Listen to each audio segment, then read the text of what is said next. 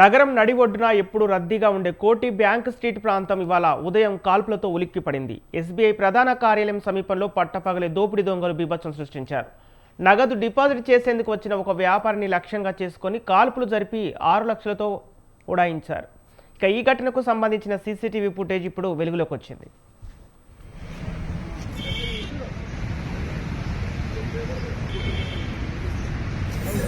Sir నేను bank దగ్గరికి వచ్చిన మన లోపలికి ఇతను రిక్కీ చేస్తుంది సార్ ఒక సెకండ్ ఎండ్ అయిపోయింది సార్ నేను బ్యాంకు దగ్గరికి వచ్చిన మన ఇక ఆ వీడియోలో రషీద్ తన స్కూటీపై కోటిలోని ఎస్బీఐ మెయిన్ బ్రాంచ్ వద్ద ఉన్న ఏటీఎం సెంటర్కు చేరుకున్నాడు. అప్పటికే అక్కడ మాటు వేసిన ఇద్దరు గుర్తు తెలియని వ్యక్తులు రిషద్ తన స్కూటీ దిగేలోపే అతన్ని చుట్టుముట్టారు.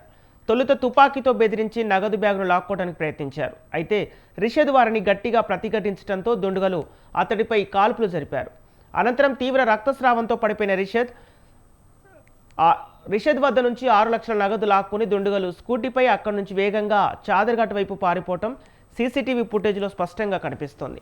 ప్రస్తుతం ఈ చోరీకి సంబంధించిన వీడియోలు సోషల్ మీడియాలో విపరీతంగా వైరల్ అవుతున్నాయి.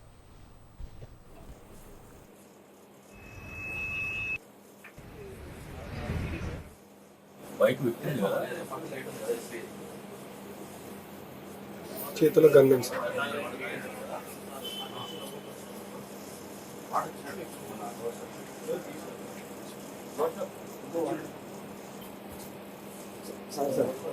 ఇతను రిక్కీ చేస్తుంది సార్ ఒక సెకండ్ ఎండ్ అయిపోయింది